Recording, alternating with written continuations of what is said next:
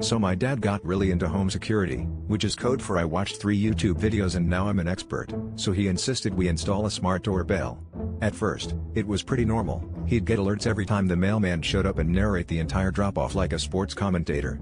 Then, he started ringing himself in and out of the house with his phone, pausing dramatically in the doorway and waving to the camera. My mom and I ignored it until he set up a group chat called The Portal and started sending us real-time footage of his entrances, complete with movie trailer music. Last night, he left for a walk, rang the doorbell as he stepped outside, and solemnly announced, "I have exited the premises." But this morning, as he returned, he rang the bell, looked into the camera, and said, "Open sesame," because every dad needs a little doorbell drama.